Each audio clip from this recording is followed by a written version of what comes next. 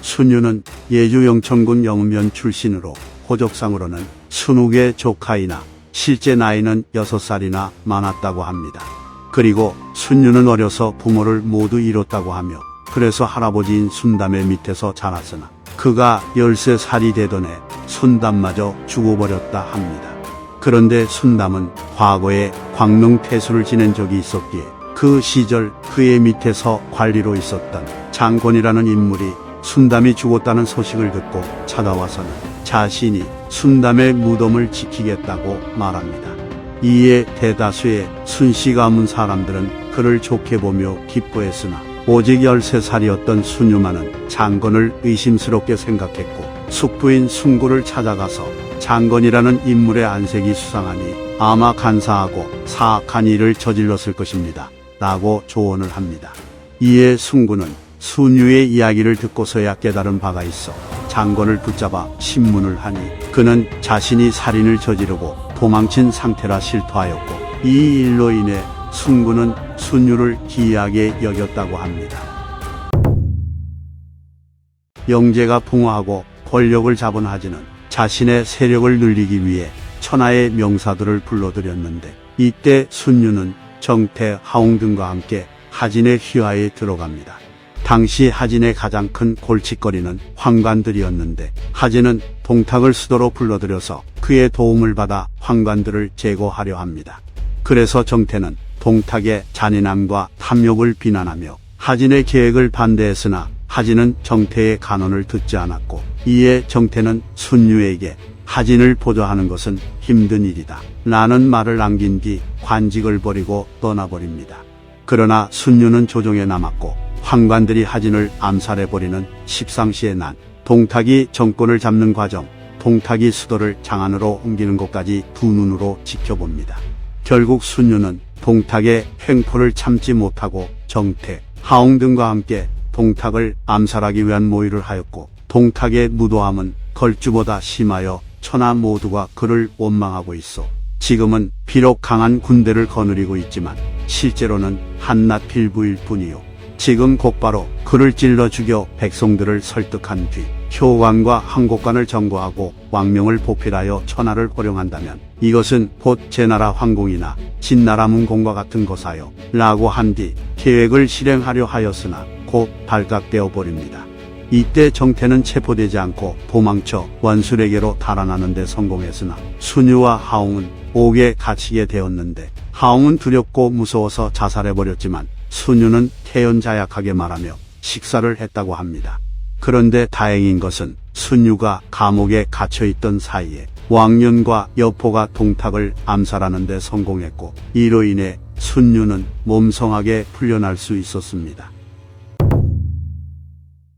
감옥에서 풀려난 순유는 벼슬을 그만두고 고향으로 돌아갔으나 다시 조정에 불려지기도 하고 임성상으로 승진도 했는데 거절했다 합니다.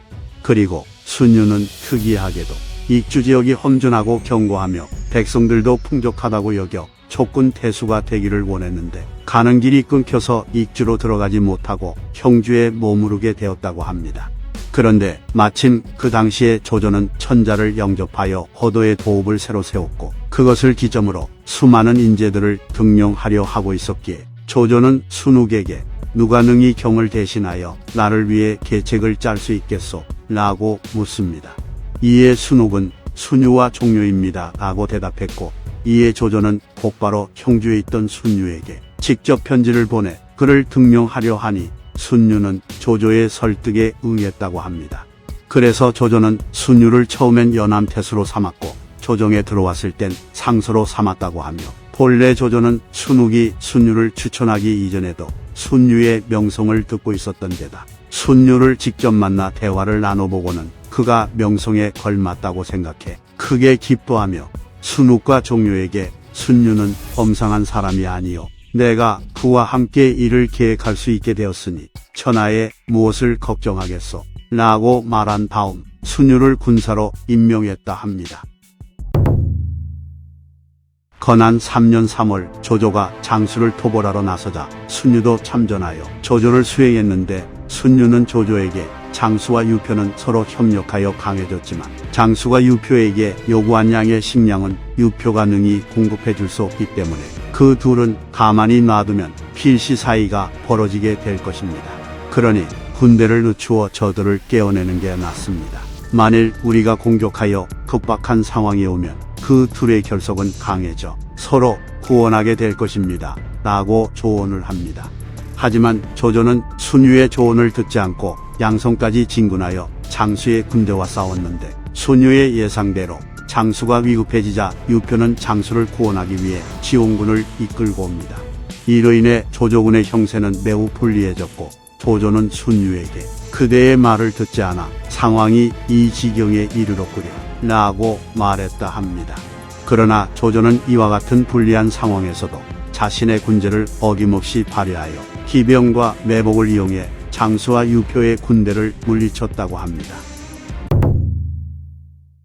건안 3년 9월 조조는 장수와 유표의 군대를 격파한 뒤 말을 돌려 여포를 공격하기 위해 진군합니다.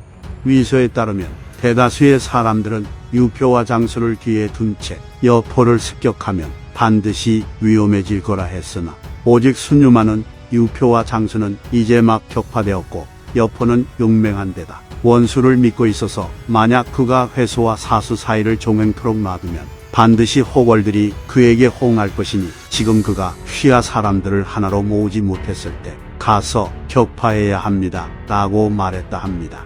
건안 3년 10월에 조조는 여포가 직접 이끄는 기병들을 격파해버렸고 이에 여포는 하비성에 틀어박혀 수비에만 힘을 쏟으니 조조도 손쉽게 하비성을 함락시키지 못했다고 합니다.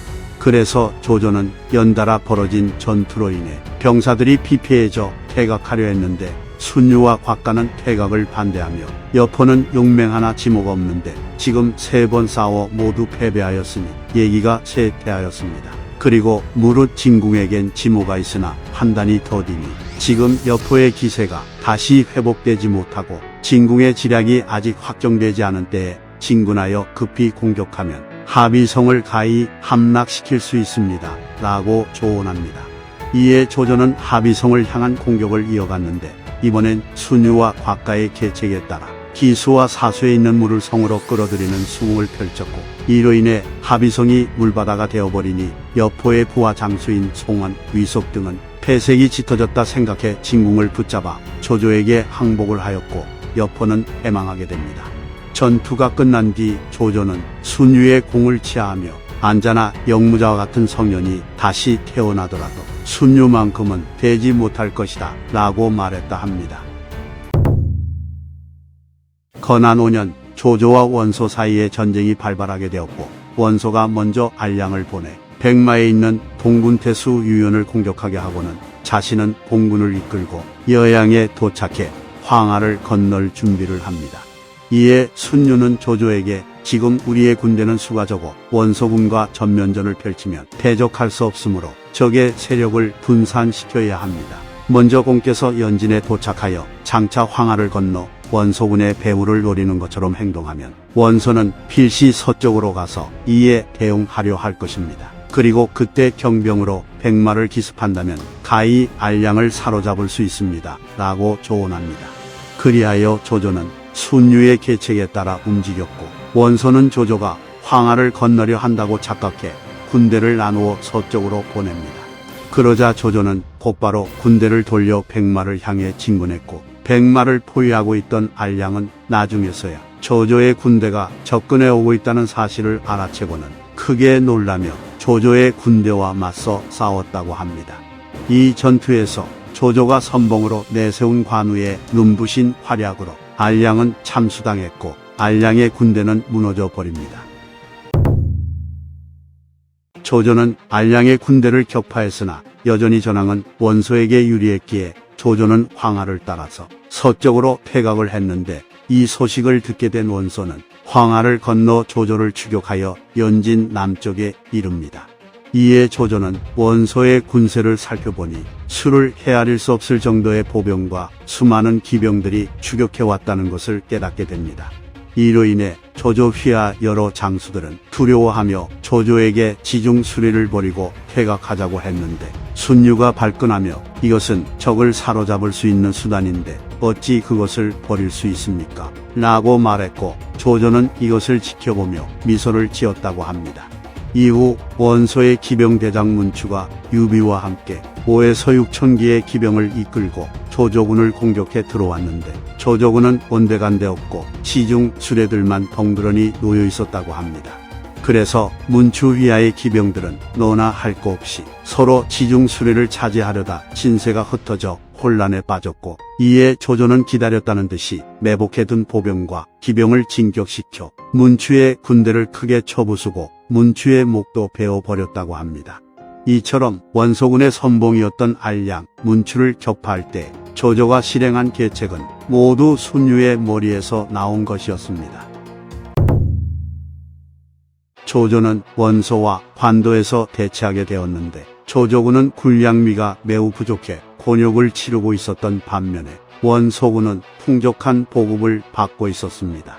그래서 순유는 조조에게 원소의 지중대가 저녁 무렵에 도착한다고 합니다. 그리고 지중대를 호위하는 한순이라는 인물은 날래기는 하지만 적을 가볍게 여기니 기습한다면 격파할 수 있습니다. 라고 조언합니다.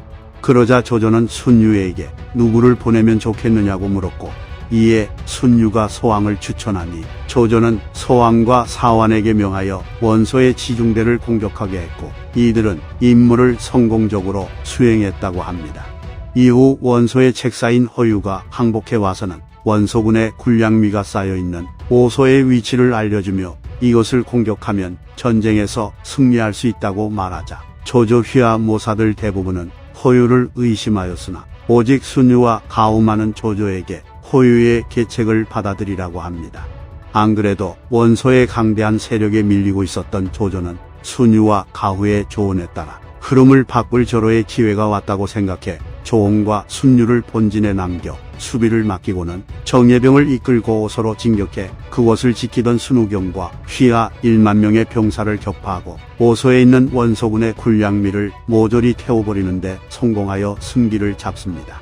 그리고 앞서 장압은 원소에게 오소에 있는 순우경에게 지원군을 더 보내야 한다고 했으나 원소는 장압의 조언을 무시하고 장압과 고람에게 조조의 본진을 공격하라고 명령했는데 장압과 고람은 조홍과 순유의 수비에 막혀 공격에 실패해버렸고 이들은 임무를 실패한 이유를 들어 원소에게 죽임을 당할 바에는 조조군에 부항하는 게 낫다고 여겨 오히려 원소군의 본진을 기습해 불태워버리고는 조홍에게 항복하러 옵니다. 그러나 조홍은 장압을 의심하며 그의 항복을 받아들이려 하지 않았으나 순유가 조홍에게 장압은 원소가 자신의 계책을 쓰지 않아 분노하여 온 것인데 장군은 무엇을 의심하십니까? 라고 말하자 그제서야 조홍은 장압의 투항을 받아들였다 합니다. 이처럼 오소의 군량미 상실과 장압의 배신과 기습으로 인해 원소는 도망치는 신세가 되어버렸으니 조조와 원소의 대결에서 조조가 승리를 거머쥐게 된 것입니다.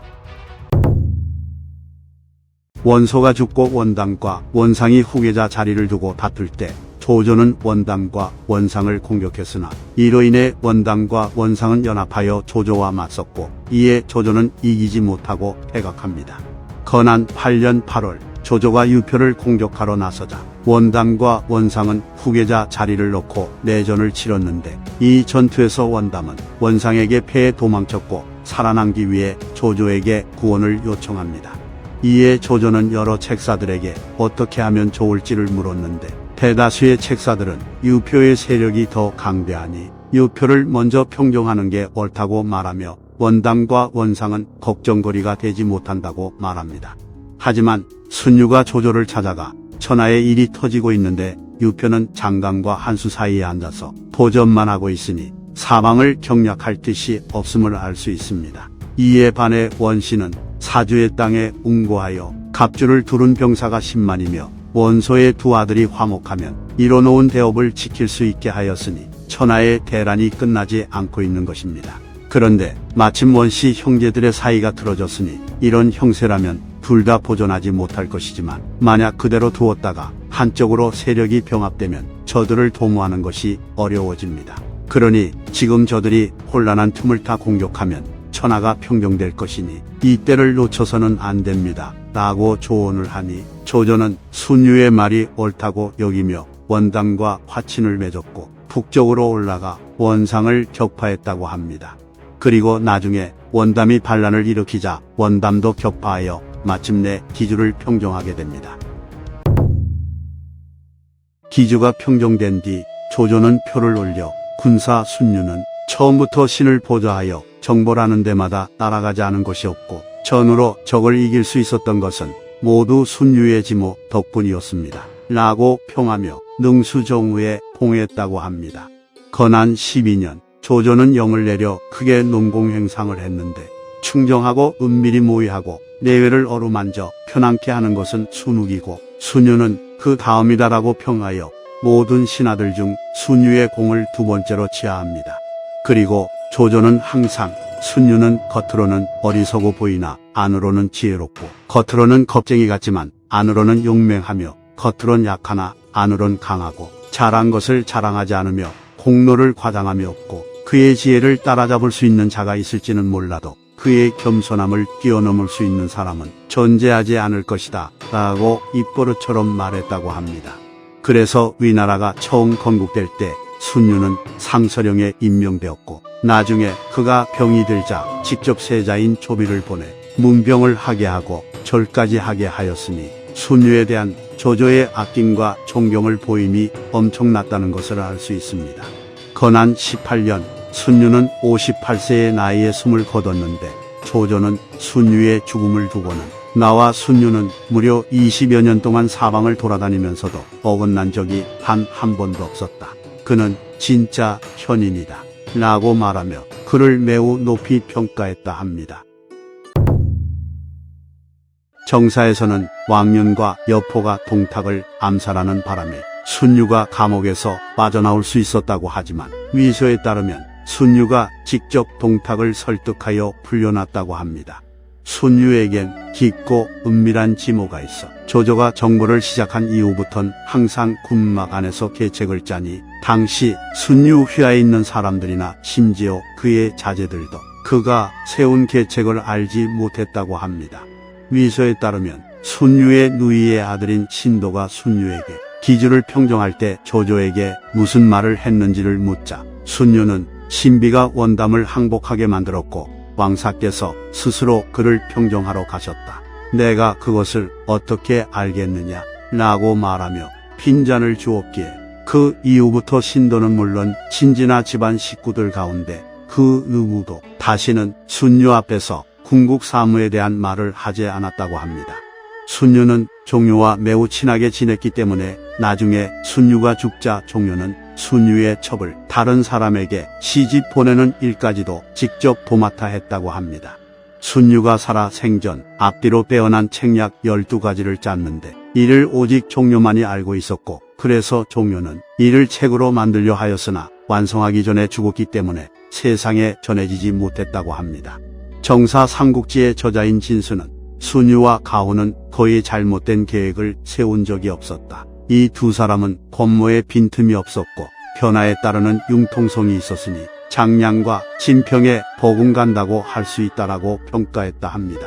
이상 삼국지 인물열전 순유편 마치겠습니다. 재미있게 보셨다면 좋아요와 구독, 알림 설정 부탁드립니다. 감사합니다.